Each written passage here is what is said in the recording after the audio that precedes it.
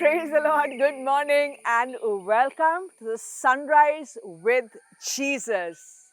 Friends, life is all about change, but guess what? All change is not about life. And the rule of life is also the rule of spirituality. In fact, it is a rule in every precious relationship, and that is that we are either moving forward towards life or we are sliding backwards. And that is why one of the harshest warning in scripture is against backsliding, where God says, I wish you were either hot or cold, but because you are neither hot nor cold, I will spit you out of my mouth. Harsh as it sounds, we also see right through every page of the scripture, God constantly calling out to us, return to me. And today we have a choice, either to return to God or to slip into a backsliding.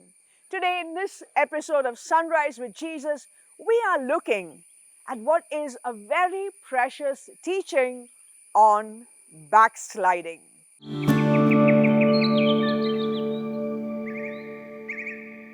Friends, there's something so fascinating about life and about spirituality, our relationship with God, and even about our most intimate relationships, such as marriage. And that is the factor of dynamism. Whether it is life or these precious, super precious relationships, unless we are moving forward day after day, we are in fact backsliding. If there is no development, there is decadence. A person who is spiritually dead has not reached there overnight, not with one big fall, as we sometimes tend to imagine. But spiritual decay happens when we are daily giving a permission for decay to take over, for backsliding to be the pattern of our life. And that is why, friends, we must understand that, like we see in the body, death and decay happens in the absence of a renewal. Well, when you look at a body, for instance, every day we know, as our biology texts would teach us, that every day in the human body, so many cells die. And that is necessary to life because when so many cells die, so many cells are newly formed. That is the rule of life. Friends, where there's a failure for renewal, we are actually opening ourselves to death and decay. Let us look at a very precious relationship like marriage. Very often we see when two people come together and they fall in love, they do everything to keep the fire burning in their relationship. They prioritize the other person. And there is love that flourishes. But too often we also see that once they reach a point of being complacent, they feel they're now settled with each other, they fail to give the necessary daily nourishment in the relationship, and coldness sets in, decay sets in. Friends, this explains to us our spiritual life. If we are not daily seeking the Lord, if we do not allow the Holy Spirit to have His way in every area of our life, we are effectively opting for spiritual death. Just as the wound receives healing because of the circulation of the life sap in our body, our spirits require and receive that healing when we allow the Holy Spirit to have His way. Now, the Lord strictly warns us against spiritual backsliding because it is deathly. For one, when a person is backsliding spiritually, he or she drags others along with them. We see this in the Gospel of John, chapter 21. The resurrection is happening. Simon Peter says, I am going fishing. We read this in John 21, verse 3. He says, I'm going fishing, fishing a profession that he had abandoned, that he had just disposed of when he chose to follow Jesus. But here on that dark night, he says, I am going fishing, and guess what? The other disciples join him. And that is why a person who is cold, who neglects his spirituality, is also responsible for dragging others down. The second deadly fact about backsliding is that when we are backsliding, we do not often recognize it. We are just being lukewarm. We're not doing bad things necessarily, but we no longer have a thirst or a zeal to do good things. We are, as what Jesus would call the Pharisees, whitewashed tombs. On the exterior, we look fine, but on the interior, decay has set in. And the worst part is this decay, this internal rotting, is promoted by the fact that we allow our exterior to look perfect. That is why one of the causes of backsliding is complacency and self-righteousness. A self-righteous person is one who's constantly examining what is wrong with others, and they fail to recognize their own daily need for repentance. A self-righteous person is a perfect example of a whitewashed tomb who has no energy left to examine himself or herself. And thirdly, backsliding can happen to any one of us. Every one of us have certain days when we know we're not moving forward. And if we allow ourselves to be complacent, if we do not seek out regularly the life-giving sacraments, well, Satan will strike us at an opportune time. When we look at Jesus in the wilderness, we see Jesus has been anointed with the Holy Spirit, and Satan starts troubling him, tempting him, and torturing him in the wilderness. And yet, even in the wilderness, in spite of all those struggles, Jesus is fasting and praying, and he's able to defeat Satan. But at the end of it, it is said, Satan leaves him to return at an opportune moment. Friends, you and I, through this passage, must realize that if Satan does not even spare Jesus and is watching Jesus to strike him at an opportune moment, you and I, who are so weak and vulnerable, must always be on guard, because Satan is looking at an opportune moment and he will not spare you and me. And here is where, friends, we look at what is an opportune moment. They say prosperity. Prosperity could be a moment when we slip into backsliding. When everything is going very well according to my plans, I can lose my need of God, or rather, I could lose the sense of my need for God.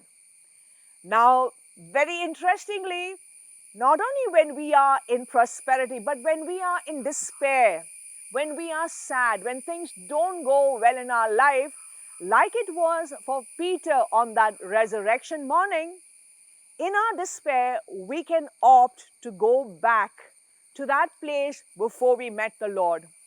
Like Peter said, I'm going back into the dark seas fishing. I'm going back to that place where I never knew God. We too could make options that are not evil on the face of it, but where we are cut off from God. So friends, whether in prosperity or in pain, if I choose to step aside from an active seeking of God, if today I'm not longing for the Holy Eucharist, if every week I'm not longing to have myself cleansed in the confessional, and if I think I am enough for myself, I am in deep trouble. The symptoms of backsliding is a loss of taste for things of God. Some people justify themselves saying they're going through a dark night of the soul, like Mother Teresa did, like those great saints in the deserts did. But the fact is, for most of us, the loss of taste for things spiritual is because we are nurturing a taste for the things of the world. The moment worldliness, envy, greed slips into our life, we must know we are actually sliding. The other clear warning about backsliding is the resurgence of the negative experiences and powers that we have had to face in the past. Very often we could say, oh, this is Satan troubling us. But friends, today if I see myself excessively afraid, paranoid, if I see myself excessively drawn towards temptations and excessively vulnerable before those temptations, if we find the Holy Mass and prayer burdensome, it really means we are in need of help. And here is where, friends, I must remind you, as much as we get all these many serious warnings about backsliding, the one constant chorus in the scripture is the invitation of our God to return to His love. Even this day, you and I must know His mercies are never exhausted. So, what do you and I have to do to go against the pattern of backsliding? Firstly, we see the answer in the book of Revelations, chapter 2. God says, I hold this against you, that you have lost your first love. And He continues to say, remember from what you have fallen. Remember where you were before you fell, and return, repent, and do the first works. Here, God is reminding us of our first love. When you first loved God, when you first had that experience of His great mercy, remember how you used to live. Remember your longing for His word, your longing for the bread of life, your longing to return to Him. And God says, remember. Remember from where you have fallen and return. Return to those works of love. The first movement towards going against backsliding, the first movements of salvation is to remember how you are capable of loving. And the second is this, God's own assurance. And we read this in Hosea chapter 14 when God says, return to me because I will heal you of your backsliding. I will heal you of your apostasy. Friends, here is where, just as we remember how much and how we love God, we also must remember it is God alone who can raise us up from that backsliding. You and I know that when we are sliding downwards, we cannot really change course. God needs to raise us up. And that is why returning to our works means returning to God, seeking Him out in the sacraments, seeking Him out in the Word of God, seeking Him out in moments of prayer. Friends, it is in the Lord that we will find our redemption. And finally, a beautiful word in Baruch 4:28, which will completely halt our backsliding and raise us to a greater place of love. And that is where God says, as your hearts have been disposed to stray from God, turn back to God 10 times more. Love Him with so much greater intensity. Until that time when God can raise you up before others, as He did to that sinful woman, saying, she who has been forgiven much loves much. Yes, today that should be God's word for you and me, that you and I failed Him much, that you and I have been forgiven much, and therefore you and I love Him much, love Him so much more than we have ever loved Him before.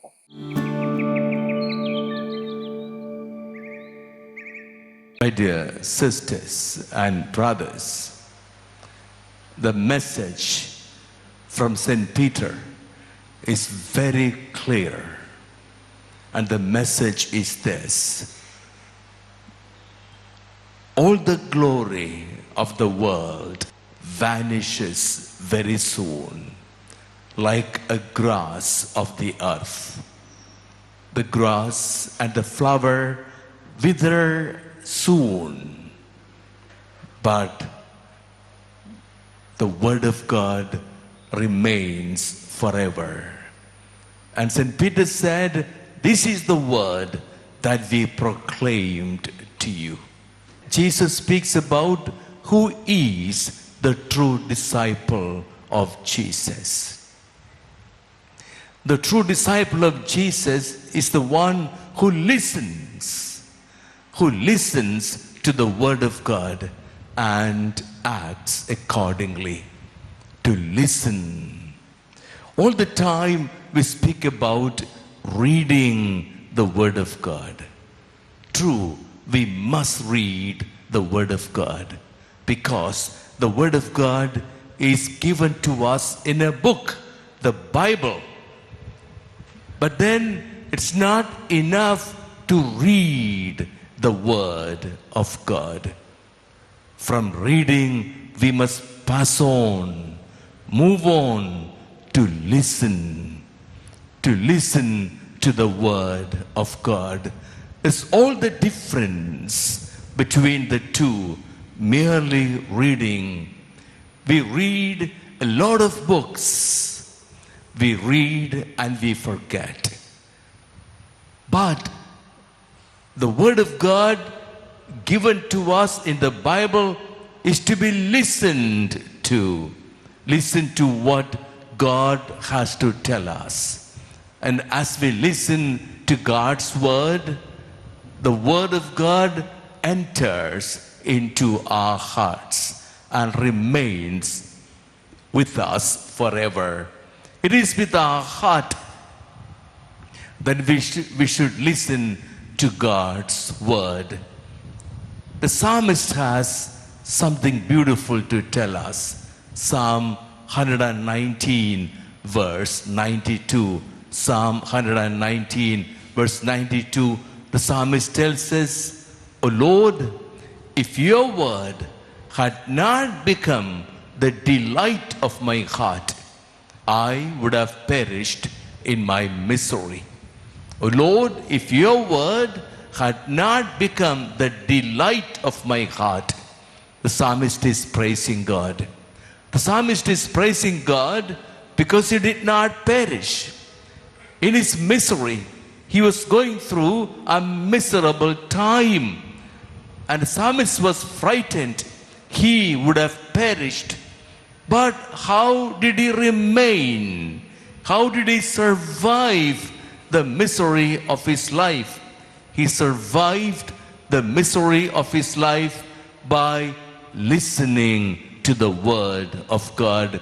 The Word of God becoming the delight in the heart. Therefore, it is in the heart that we must listen to the Word of God. We will not be able to listen to God's Word with our ears. Whatever is heard through our ears will vanish soon. But Jesus spoke of the Word that is sown in the heart. When the Word of God is received as God sows it into our heart, the Word of God sprouts up and bears fruit. What is the fruit that Jesus speaks about? Jesus speaks about the fruits of the Holy Spirit. Love and peace and joy and patience and kindness and goodness, self-control, and faithfulness. All these beautiful things of life that the Holy Spirit gives us will sprout up in our heart. That's what the Word of God does in our lives.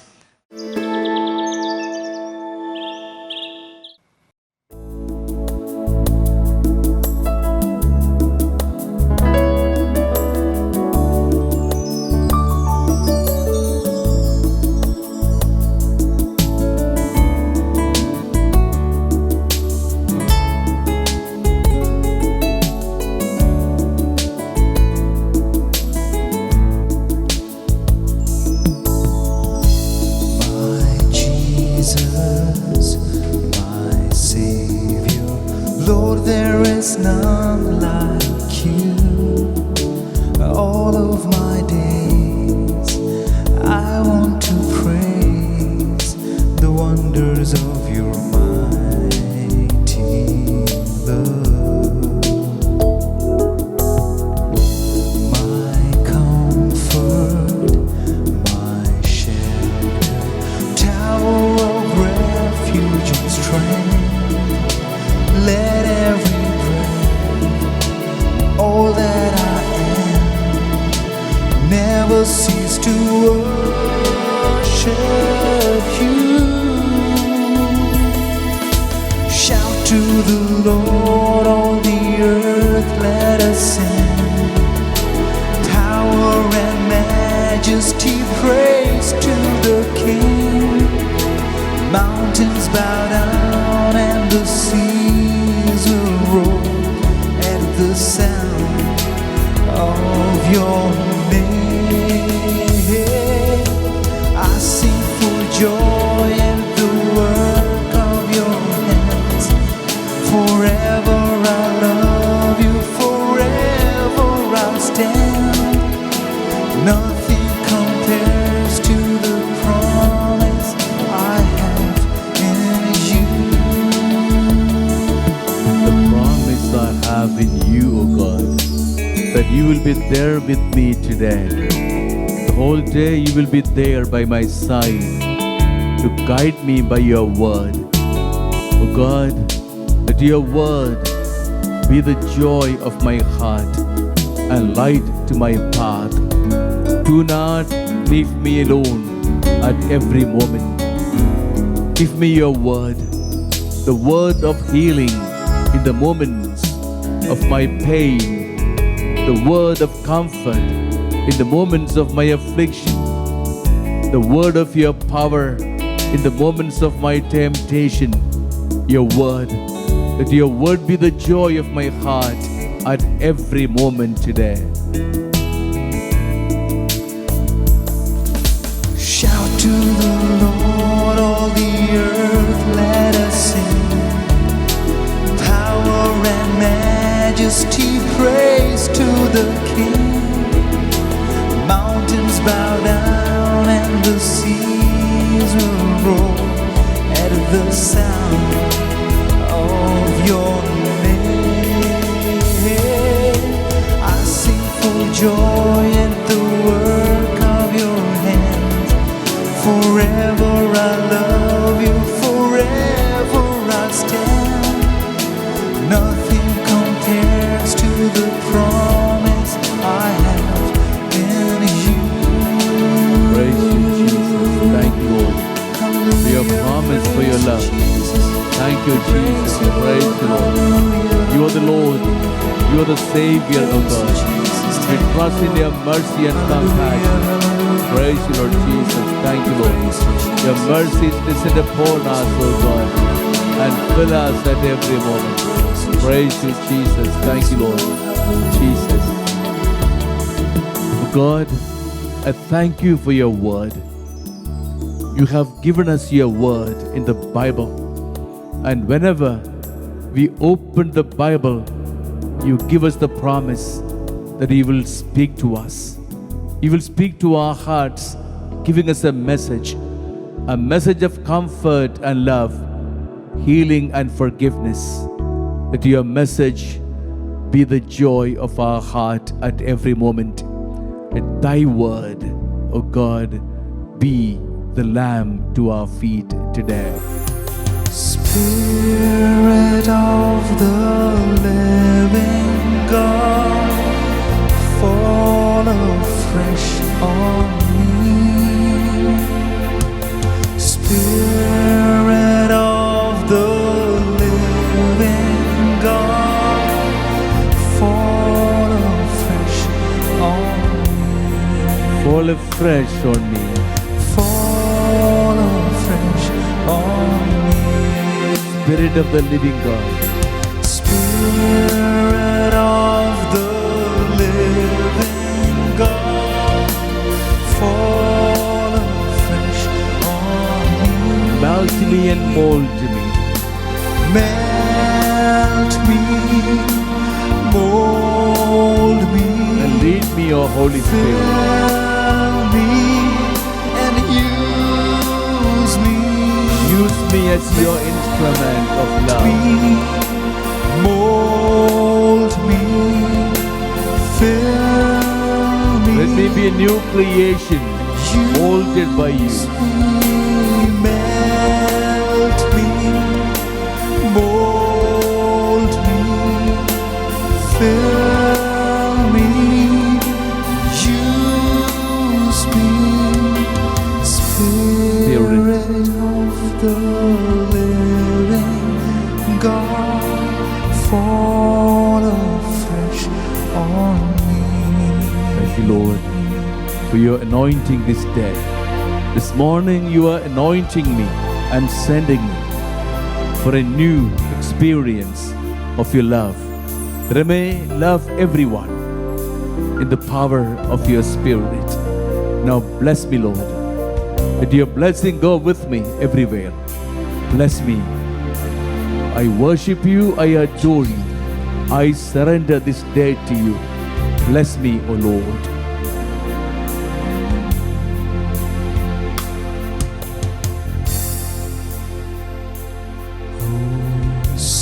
Sacrament most holy, oh sacrament